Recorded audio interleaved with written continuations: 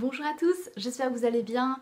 On se trouve aujourd'hui pour une toute nouvelle vidéo qui sera consacrée à mon bilan culturel du mois de novembre. Mois de novembre, ça y est, on rentre dans la période hivernale. Ça se voit clairement à l'image, puisque vous l'avez peut-être constaté dans la dernière vidéo sur Namor, mais j'arrive à un stade où je suis obligée d'allumer ma lumière pour tourner, ce qui n'était pas le cas ces derniers mois. Pour tout vous dire, il est 15h30 au moment où je filme cette vidéo, et je suis contrainte d'allumer la lumière, parce que sinon on n'y voit rien. Donc c'est vrai que c'est une période qui est toujours un peu compliquée, on va dire, à filmer, parce que forcément ça se ressent aussi sur la qualité de l'image. Le premier film que je vais vous présenter est sorti au mois d'octobre, le 19 octobre plus précisément. Il s'agit de EO de Jerzy Skolimowski.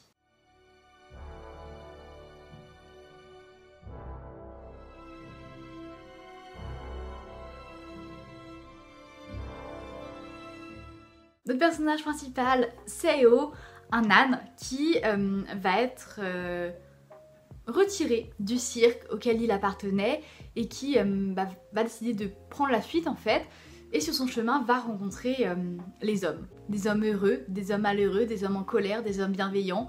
EO va expérimenter l'humain à travers son parcours.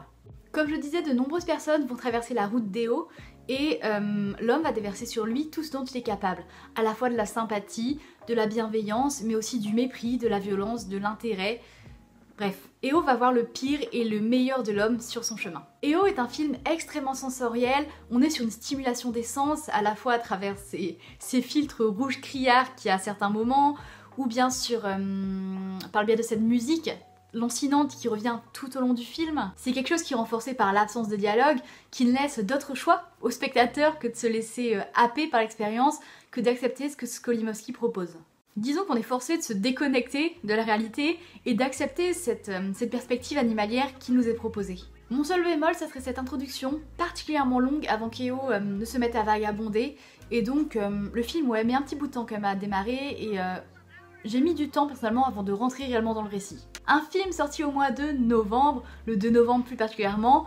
Pour l'anecdote, j'ai été au cinéma avec deux amis voir ce film, et lorsque le long métrage s'est achevé, je me souviens tout de suite m'être exclamé « Oh mais dis donc, ces 2 heures elles sont passées particulièrement vite, c'est impressionnant, enfin la construction du film est pour le coup vraiment intéressante. » Et je me retourne, et là je vois que les deux sont en larmes. Moi personnellement, j'ai jamais pleuré au cinéma, j'ai jamais pleuré devant un film, c'est un sentiment que je ne connais pas, ou en tout cas que je n'ai pas encore connu. Et ça n'enlève rien au fait que le film dont je vais vous parler est extrêmement touchant. Il s'agit de Close de Lucas Dont. Hallo iedereen, welkom in het eerste middelbaar. Est-ce que je peux poser une question? Est-ce que vous êtes ensemble? Non, on n'est pas en couple. Je pense qu'ils sont meilleurs amis plus. Oui, on est plus, mais genre même quasiment frères, c'est pas... peut-être que vous assumez pas. Nous y suivons l'amitié entre deux garçons, Léo et Rémi, tous deux âgés de 13 ans, qui vont se confronter au collège. Le collège, donc avec tous les brimades aussi. Il faut savoir que, vous l'avez vu dans la bande-annonce, Rémi et Léo ont une amitié très fusionnelle, ils sont très proches, et en fait ça va entraîner de nombreuses moqueries de la part de leurs camarades. Ce que j'ai beaucoup aimé dans Close, c'est sa pudeur, dans le sens où il n'y a pas de crise de larmes, le film ne tombe jamais dans le mélodrame. Tous les sentiments que Lucas Dont veut faire converger, il les fait passer à travers les non-dits. Ça passe à travers l'image, et effectivement, à quoi ça sert d'avoir de grandes tirades alors que un simple plan sur les yeux amoureux de Rémi, sur une poignée de porte arrachée, j'en dirais pas plus, ou bien sur les lèvres tremblantes du père, ça suffit à faire comprendre ce qu'ils ressentent. Et en même temps, c'est vrai que j'avais fait le rapprochement, c'est que cette absence en fait de parole colle aussi très bien à cet âge voilà, où vous avez 13 ans, vous venez de sortir de l'enfance, et où il est encore difficile de poser des mots sur ce que vous ressentez. Dans la deuxième partie du film, on suit le personnage de Léo lorsqu'il va au sport. C'est vraiment un enchaînement de scènes de vie, on va dire. Donc lorsqu'il va au sport, lorsque il est à l'école avec ses copains, tout ça pour me montrer en fait la peine qu'il enfouit et qu'il relâche une fois arrivé chez lui. C'est vraiment destiné à montrer en fait la complexité des sentiments et à quel point face aux autres on peut donner l'impression d'aller bien alors qu'en réalité votre cœur dit tout le contraire. Changeons de continent, partons en Amérique pour évoquer un registre totalement différent, le genre super-héroïque à travers le tout nouveau long métrage des studios Marvel, Black Panther, Wakanda Forever.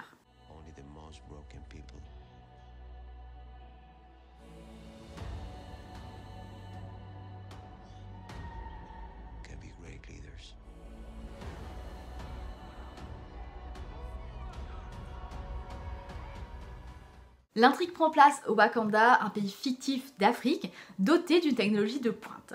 Pendant de nombreuses années, ce pays s'est caché afin de ne pas être confronté à l'envahisseur, et dans le précédent opus, il a été contraint de se dévoiler. Il s'agit donc du deuxième film de la trilogie Black Panther, et dans ce film, eh bien, le Wakanda est confronté à la perte de son souverain, le roi T'Challa, interprété par le feu Chadwick Boseman, et n'a donc plus de protecteur. Outre les débats houleux avec les autres nations mondiales, le Wakanda va être confronté à une toute nouvelle menace émergeant du fond des océans, Namor, le souverain de la cité engloutie de Talokan. En août 2020, nous perdions brutalement Chadwick Boseman des suites d'un cancer. Chadwick Boseman, il interprétait donc le roi T'Challa dans l'univers Marvel, celui qui endosse le costume de Black Panther, et donc le film là, a dû composer avec la mort de Chadwick Boseman en réécrivant totalement son histoire. Le film doit donc composer avec une double mission, d'un côté rendre hommage à Chadwick Boseman, et de l'autre raconter une intrigue. Ce qui fait que les 2h40 sont totalement justifiées. Je pense que ça aurait été difficile en fait de faire plus court en sachant, qu'il y avait cette double mission là à réaliser. Et puis honnêtement, moi je les ai pas vus passer. En revanche, en ce qui concerne l'hommage à Chadwick Boseman, c'est extrêmement forcé. Ça manque de discrétion en fait. Et le mécanisme est beaucoup trop apparent pour qu'on puisse réellement être touché. Par exemple, je pense à la fin du film où on a toute une séquence avec des flashbacks, donc des scènes de Chadwick Boseman qui sont montées les unes après les autres, sans son, vraiment c'est le silence total, et c'est bien trop visible en fait pour qu'on puisse réellement être touché. Personnellement, j'aurais aimé voir, comme dans la bande-annonce, une fresque, voilà, comme ça a été le cas à l'effigie de Chadwick Boseman. C'est le genre d'hommage qui est discret, respectueux, et qui n'est pas fait avec de gros sabots en quelque sorte. Ce que j'ai beaucoup aimé dans ce film, c'est qu'il renoue avec l'atmosphère des anciens films Marvel. Ça m'a rappelé à quel point j'aimais. Je me demande si on peut pas passer ça au passé. Mais en tout cas, ça m'a rappelé mon amour pour les films Marvel. Et parce qu'en fait, à l'instar des débuts du MCU, on suit les humains. On suit l'humain avant qu'il ne devienne un super-héros. Dans le sens où dans le précédent film, on a le méchant Killmonger qui avait détruit l'herbe cœur, donc c'est l'herbe qui confère ses pouvoirs à la figure de Black Panther, et donc pendant tout le film on n'a pas de super-héros en fait, on a des humains qui vont tenter de combattre une menace avec les moyens du bord. Donc on a affaire à de simples mortels, et ça se ressent dans la mise en scène de Ryan Coogler qui fait vraiment de nombreux plans sur les visages pour rappeler à quel point on est auprès de l'homme. C'est l'homme qui va devenir un héros, et oui, on peut pas s'empêcher de penser à Iron Man et Captain America lorsqu'ils débutaient. Ici, on assiste à la naissance d'une toute nouvelle Black Panther. On a aussi un humour qui est dosé. C'est une légère touche d'humour fine qui arrive à des moments opportuns, on va dire. C'est pas un spectacle de stand-up quoi. Comme ça peut être le cas dans des films où ça ne se prêterait pas. Parce qu'il y a des films du MCU qui sont comiques, Thor Ragnarok, les Gardiens de la Galaxie, et là pour le coup ça se prête à l'ambiance. Mais lorsque la touche d'humour arrive alors que le film n'est pas supposé avoir un ton aussi léger, là c'est en décalage. Ce qui n'est pas le cas ici puisque l'humour est bien dosé. Mention spéciale également pour les tout nouveaux personnages qui ont été introduits, donc d'un côté Riri Williams et de l'autre Namor. J'ai fait une vidéo entière sur Namor de toute manière, donc c'est un personnage qui, à l'instar de Riri Williams, qui était donc présent dans les comics. Moi ça fait 6 ans maintenant que je lis des comics Marvel et évidemment que j'avais hâte de voir ce qui allait être fait du personnage de Namor, qui est un personnage iconique des comics.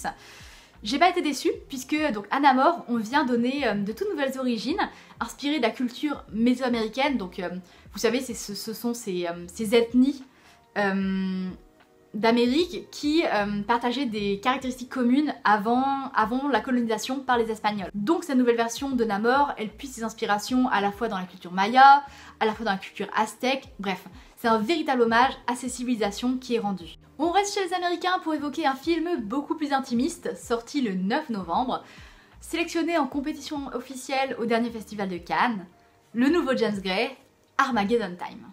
You just wanted to be like you. I want you to be a whole lot better than me. Life is unfair. Be thankful when you get a leg up. You make the most of your break and do not look back. All my hopes are with you and your brother through my whole life. Le film le plus personnel de son réalisateur, incontestablement, puisqu'il contient une bonne part d'autobiographie. Nous y suivons l'histoire de Paul, donc un jeune garçon vivant dans le Queens durant les années 80, qui va vivre en fait son passage à l'âge adulte. C'est un film qui repose beaucoup sur son époque. C'est-à-dire que c'est vraiment la reconstitution pour le coup des années 80 qui fait l'une des forces principales du film. Pour l'anecdote, c'était les acteurs donc Jeremy Strong et Anna Tawai, donc qui jouent les deux parents de Paul, qui une fois arrivés sur le plateau parlaient comme si c'était dans les années 80. C'est vrai que c'est vraiment une manière de renforcer en fait ce sentiment d'immersion dans une époque. On s'y croirait en fait, tout simplement. Le titre Armageddon Time fait référence à la fin du monde et on peut lire ce titre avec deux sens différents. D'un côté, la fin du monde dans le sens où c'est la fin d'une époque, donc qui s'achève par l'élection de Ronald Reagan. Voilà, on évoque justement les craintes d'une guerre nucléaire, les craintes que peut apporter l'élection de ce tout nouveau président, mais aussi la fin du monde de Paul, puisque Paul en fait, il va rentrer dans le monde adulte et donc il rentre au collège. Ça en revient finalement un peu au discours que j'avais tout à l'heure sur Close, mais voilà, c'est un personnage qui va rentrer au collège et qui va pour la première fois se retrouver confronté à un monde, au monde aussi cruel finalement qu'est l'adolescence. Tous ses repères et ses connaissances sont chamboulés et le jeune garçon va réaliser que la moindre de ses actions a des conséquences, que ce n'est plus comme en primaire où il pouvait agir sans réellement penser, mais que là, ses actions, il va y avoir des répercussions sur la vie, sur les autres. Cette entrée au collège, ça marque aussi la rupture du lien avec ses parents, ils ne parviennent plus à se comprendre, ils ne parviennent plus à échanger ensemble. Et oui, finalement, l'Armageddon Time, la fin du monde, c'est aussi finalement la fin du petit monde de Paul, à son échelle. En revanche, reste une narration linéaire et une réalisation plutôt plate qui font d'Armageddon Time un film en soi plutôt classique. On retourne dans le cinéma français, c'est l'un de mes films préférés de ce mois-ci qui, il ne faut pas l'ignorer, est au cœur d'un scandale puisque l'un de ses acteurs principaux, Sofiane Benasser, est accusé de viol. C'est un point qu'il ne faut pas négliger et qu'on va évoquer un peu plus tard. Il s'agit du film Les Amandiers de Valérie Bruni-Tedeschi. C'est mon rêve de coucher avec toi. Moi aussi c'est mon rêve. Je n'ai pas peur, je ne songe pas à avoir peur. Tu sais, je suis fou, faut que tu le saches. Tout le monde est fou. Le film prend place dans les années 80. Nous suivons de jeunes acteurs qui intègrent l'école des Amandiers, donc une école de théâtre sous l'égide du célèbre Patrice Chéreau. Les années 80, pour ces jeunes, ça marque la fin de l'innocence, lorsqu'ils sont confrontés au sida, lorsqu'ils sont confrontés à la drogue aussi, voilà, quelque chose qui est omniprésent de cette époque. Et ce film a une grande part d'autobiographie, puisque Valérie Bruni-Tedeschi, elle était elle-même élève à l'école des Amandiers, donc sous la direction de Patrice Chéreau. Et voilà, elle est venue plonger dans son propre passé, elle est venue puiser dans ses propres souvenirs pour écrire ce film. Et c'est un film qui est une ode à la jeunesse, je trouve, c'est une vague de fraîcheur finalement. C'est-à-dire qu'on n'est pas seulement sur l'apprentissage du jeu d'acteur pour ces jeunes personnes, mais aussi sur l'apprentissage de la vie tout court. C'est cette période où la passion, elle compte plus que tout, où tout semble possible, parce que ça y est, ils vont intégrer l'école de leur rêve, et leur rêve de devenir acteur, il est au bout des doigts. C'est voilà ce moment où vraiment tout leur semble possible en fait. Ils sont prêts à atteindre les étoiles. L'importance de l'amitié aussi, qui est évoquée une fois qu'on a quitté le nid familial, où voilà, ces liens sont extrêmement précieux, sachant que les parents ne sont plus à proximité. L'agent connaît ses propres drames aussi, et je vais être totalement transparente. J'ai 19 ans, dans 4 mois, je vais avoir 20 ans, donc je reste toujours plus jeune que les personnages du film, mais il n'empêche que je me suis énormément identifiée en fait dans cette fougue juvénile qui est présentée à l'écran. C'est difficile d'évoquer Les Amandiers sans parler du scandale qui touche le film. Donc comme je disais, l'acteur Sofiane Benasser qui est visé par une plainte pour viol. Libération a consacré une grande enquête absolument passionnante. C'était la une du vendredi 25 novembre, où le journal laisse la parole aux victimes et raconte aussi toute l'omerta qu'il y a eu autour de ce tournage. Visiblement, l'équipe du film avait connaissance de ces accusations au moment même des auditions. Et je vais reprendre les mots de l'édito de Libé que je trouvais très intéressant, où il disait qu'il ne s'agit pas de condamner sur la base d'une simple rumeur, mais plutôt de mettre en fait la personne à l'écart, hein, le temps que tout ça se précise, le temps qu'on comprenne ce qui se passe. Parce que moi je suis totalement d'accord là-dessus, c'est trop facile de dire circuler, il n'y a rien à voir et de faire comme si de rien n'était. On reste sur du film français pour évoquer le film qui va nous représenter à la cérémonie des Oscars qui aura lieu donc le 12 mars. C'est le film qui, comme je disais, va représenter la France, celui qui va faire rayonner le pays, on va dire, dans cette grande cérémonie. C'est Saint-Omer d'Alice Diop, sorti le 23 novembre. Vous êtes accusé du meurtre de votre fille Élise, âgée de 15 mois. Savez-vous pourquoi vous avez tué votre fille? Je ne sais pas. J'espère que ce procès pourra me l'apprendre. Ce film raconte l'histoire vraie d'un procès ayant eu lieu à Saint-Omer il y a de cela plusieurs années. Le procès d'une mère infanticide, voilà, qui a déposé son enfant sur la plage et a laissé sa fille se faire emporter par le courant alors qu'elle n'avait que 15 mois. Tout ça est vu à travers les yeux de Rama, une jeune romancière bien décidée à faire une réécriture du mythe de Médée, donc Médée qui a tué ses propres enfants en s'inspirant de ce procès. Donc on a cette autrice qui est fascinée par le procès de cette mère infanticide, ce qui ramène à l'histoire d'Alice Diop, puisque c'était dans ce numéro-là de l'IB justement, donc avec Alice Diop à la une, où elle expliquait qu'elle-même avait assisté au procès de Saint-Omer et avait été fascinée par l'histoire de cette mère, dans laquelle elle ne pouvait s'empêcher en fait d'y voir une certaine part de sa propre maternité, parce que voilà, Alice Diop à l'époque, elle venait d'accoucher de son premier enfant, et donc ça la faisait s'interroger elle-même sur son lien à sa progéniture. Ne vous attendez pas à obtenir des réponses sur ce qui a poussé cette jeune femme à passer à l'acte, il n'y en aura pas. De toute manière, l'extrait de bande-annonce que je vous ai mis le montre bien, elle-même ne sait pas pourquoi est-ce qu'elle a agi. Elle explique, elle le dit, lorsque la juge lui demande voilà, pourquoi est-ce que vous avez tué votre fille, elle répond je ne sais pas, j'espère que ce procès pourra me l'apprendre. Disons que ce procès c'est aussi et surtout l'occasion de mettre en avant le rapport donc, à la maternité, d'un côté le rapport à la progéniture, donc à la personne, à l'enfant à qui on a donné la vie, mais de l'autre aussi le rapport à la génitrice, à celle qui nous a donné la vie. Il y a tout un pan du film aussi qu'il ne faut pas omettre, c'est la place de la femme noire dans la société, puisque cette accusée, elle parle extrêmement bien français. Et de nombreuses personnes durant le procès vont pointer cet élément-là avec, en sous-entendu, cette pensée absolument horrible. Elle parle plutôt bien pour une immigrée. Saint-Omer, c'est un film à la mise en scène épurée. Je pense par exemple à ses plans fixes, étirés en longueur. Et sa mise en scène, en fait, elle vient se mettre au service du jeu des actrices parce que le fait d'avoir une réalisation aussi modeste, eh bien ça vient mettre en lumière finalement le jeu extrêmement puissant des comédiennes. Il y a aussi une volonté de mettre à distance la violence, parce que comme Alice Diop le disait, ça aurait été beaucoup trop sordide finalement de mettre en avant ne serait-ce que le geste de cette mère qui abandonne son enfant sur la plage. Ici c'est vaguement suggéré, c'est en pleine nuit, il n'y a que la lune qui éclaire en quelque sorte le personnage, donc ce que je veux dire, c'est que voilà, il y a vraiment cette volonté de ne pas montrer la distance, de ne pas montrer la violence plutôt, et ça se fait par la culture du hors-champ. Il y a beaucoup de hors-champ, par exemple lorsqu'un personnage parle et que la caméra va se concentrer sur le visage de l'accusé pour montrer ses émotions pendant le témoignage, ou bien encore lorsque l'accusé évoque son geste avec une certaine froideur. Dernier film que je vais vous présenter, et pour le coup j'ai beaucoup ri, vraiment, c'est l'un de mes films préférés du mois. Il s'agit du tout nouveau Quentin Dupieux, au titre pour le moins insolite, Fumer fait tousser. Il y a mon fils qui vous a reconnu et vous croyez que c'est possible de faire une photo avec lui? On s'appelle état à force, mais en réalité, il faut que tu saches, on est tous contre la cigarette. Fumer, c'est nul. Ça fait tousser. Fumer fait tousser, c'est sorti le 30 novembre, c'est le deuxième film de Quentin Dupieux cette année, après Incroyable mais vrai au mois de juin.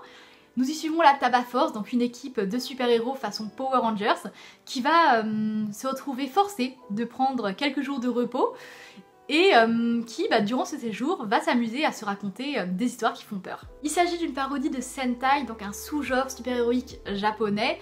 On peut citer les Power Rangers en guise de principale inspiration. Tout y est, que ce soit les costumes moulants extrêmement flashy, les monstres en carton-pâte, jusqu'à la manière aussi de filmer les combats. Le film s'ouvre sur une scène de combat qui est assez hilarante et vraiment filmée pour le coup comme les Sentai. Vous savez, lorsqu'on replace un personnage dans une grande étendue naturelle, en l'occurrence ici je crois que c'est une carrière, et donc c'est vrai que ça fait assez ridicule parce que finalement on a ces personnages qui s'affrontent au centre et ils sont si petits dans cette immensité que ça en est presque risible. Puis dans un second temps, on a donc cette équipe qui est contrainte de prendre une retraite pendant quelques jours et qui va se trouver dans la forêt à se raconter des histoires au coin du feu. Et là on bascule dans quelque chose de totalement différent, façon Conte de la Crypte, c'est vraiment la principale inspiration avec les Power Rangers de ce film, où les personnages vont se raconter des petites histoires qui font peur. Je vous cacherai pas avoir eu peur après Incroyable mais vrai, où j'avais eu le sentiment de ressentir un certain essoufflement dans le cinéma de Quentin Dupieux.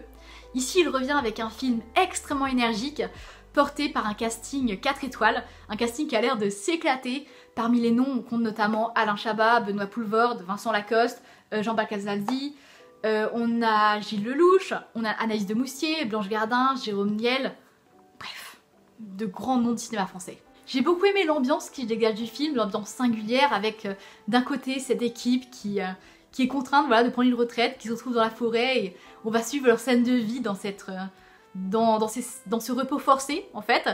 Et en parallèle on a aussi ces petits récits d'horreur qui viennent se mêler à ça, ces récits gore hein, par certains moments. Voilà, j'aimais cette proposition, sauf que j'étais déçue lorsque la séance est terminée, parce que, bon déjà d'un côté j'étais déçue de quitter cet univers aussi original, mais j'ai aussi été déçue parce que ça m'a semblé trop court. J'aurais aimé en voir plus. Ce qui est assez drôle, c'est que ça pointe d'ailleurs un problème récurrent chez Quentin Dupieux, le fait qu'il ne va pas au bout des choses. C'est-à-dire qu'ici on nous ouvre deux pistes absolument passionnantes, mais il ne va pas au bout. Un peu comme ces récits d'horreur qui parfois n'ont même pas de fin. Il y a parmi les récits qui nous sont racontés dans ce film, des histoires qui s'arrêtent en fait net, en plein milieu, sans même qu'on sache comment est-ce qu'elles se terminent. Un peu comme le cinéma de Dupieux de façon générale. Passons aux séries, j'ai 2 programmes à vous présenter. 2 programmes Netflix. Le premier étant sorti le 17 novembre, une série mystérieuse que j'ai regardée en 3 jours, tellement j'étais accro, voilà, j'avais absolument besoin de connaître la suite. Il s'agit de 1899.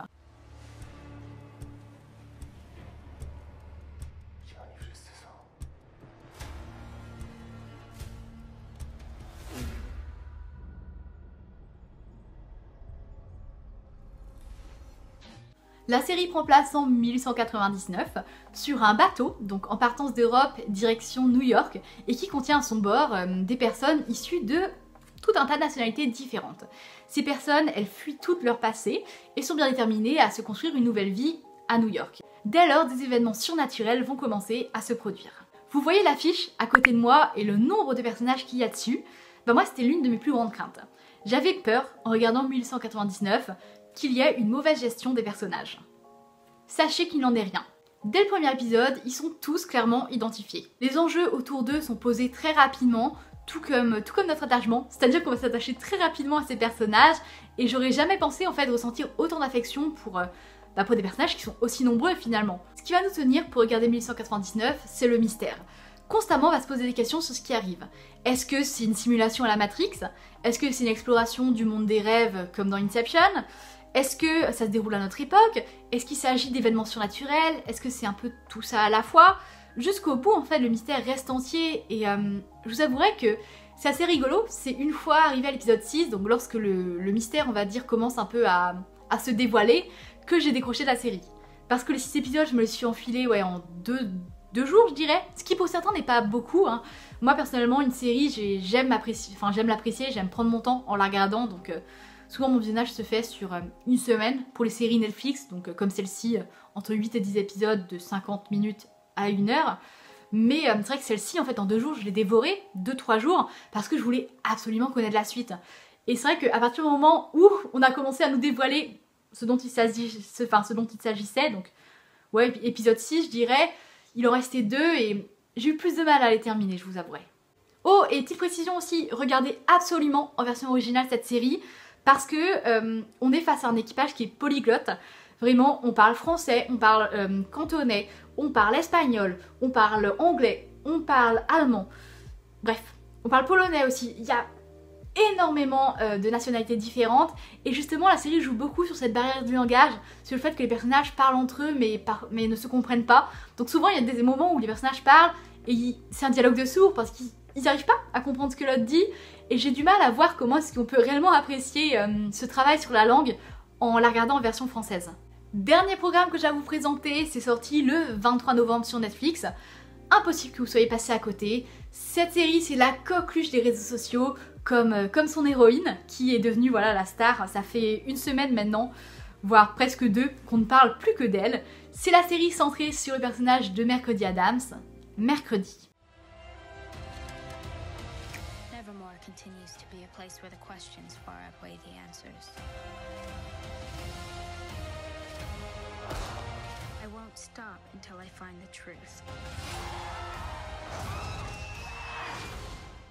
Après que Mercredi ait été renvoyé de plusieurs écoles, la famille Adams va bien se rendre compte que leur fille ne rentre pas forcément dans le système scolaire classique. C'est pourquoi elle va décider de l'envoyer dans l'école Nevermore, une école destinée aux loups-garous, aux sirènes ou bien encore aux méduses. Tandis que Mercredi se découvre des pouvoirs psychiques et essaye dans le même temps de s'adapter aux autres élèves, une série de meurtres va se produire dans la ville. Sans hésiter, Mercredi va mener l'enquête. La série Mercredi s'apparente en tout point à une série pour adolescents, avec tous les clichés que ça peut engendrer. La confrontation avec la populaire, le dilemme amoureux, les tensions avec la principale, bref, tout y est, et c'est vrai qu'à certains moments j'avais même le sentiment de regarder un feuilleton Disney Channel. Mais je vous cacherai pas avoir apprécié ce côté-là régressif, voilà, ce côté-là adolescent, comme tous ces programmes que je regardais lorsque j'étais plus jeune. Mais je pense que si j'ai aussi bien accepté justement ce côté adolescent, c'est parce que la série est portée par Mercredi Adams.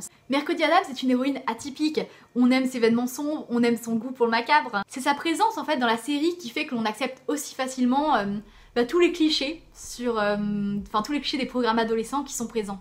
D'ailleurs, il convient de mentionner la performance de Jenna Ortega, donc qui joue Mercredi. Elle est dotée d'un charme fou, elle a un tel charisme, on ne voit qu'elle lorsqu'elle est à l'écran. Et pour l'anecdote d'ailleurs, elle ne cligne pas des yeux dans la série, voilà. Suite à une prise qu'elle a faite avec Tim Burton, on va revenir là-dessus, puisque Tim Burton dirige une partie des épisodes de la série.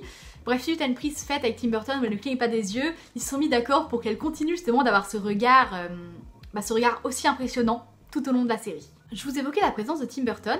Il faut savoir que il a réalisé seulement 4 épisodes sur les 8. Sur les 8 épisodes donc, qui composent cette série, et que sa présence à la réalisation a été brandie comme l'un des principaux arguments de marketing. Sauf que déjà, outre le fait qu'il ne soit pas présent sur l'intégralité de la série, il ne faut pas non plus oublier que Tim Burton, finalement, il est ici confronté à un certain formatage, au formatage des séries Netflix.